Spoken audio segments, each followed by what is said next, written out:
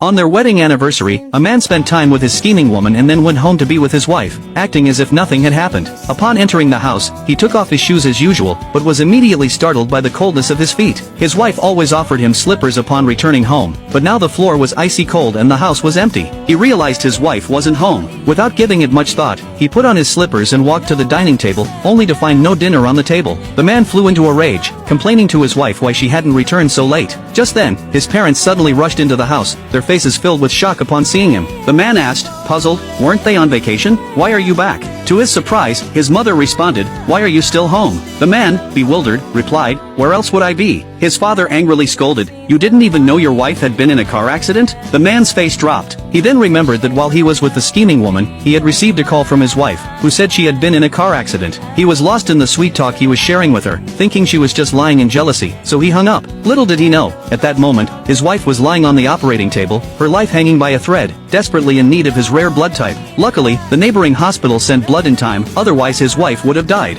Even the doctor was furious at the man's callousness. He was the only one who could save his wife, yet he remained indifferent to the mistress's call. His father was furious and berated him. "What could be more important than your wife's life?" The man stammered, "The scheming woman has returned to China." As soon as he finished speaking, his father slapped him hard in the face. But instead of feeling wrong, the man resented his father for beating him, his own son, for an outsider. In reality, the man had always believed his wife was adopted, a mobile blood bank to save him at any time. Unbeknownst to him, his wife was actually the lost daughter of the wealthy E family. The only person who knew the truth was his father. The woman stayed by his side for love, willingly serving as a blood bank, but she could never warm his cold heart. Finally, disheartened, she decided to let go and called to agree to return to the E family. On the day of her discharge from the hospital, the woman returned home only to be disgusted by the man's surprise. He hadn't been at the hospital to care for her in the past few days, instead enjoying himself at home with Bai Yueguang. The man was surprised to see her back. The scheming woman, however, feigned a virtuous air, saying, "You're back just in time. I just made dinner. Let's eat together." The man's sister muttered, "What bad luck,"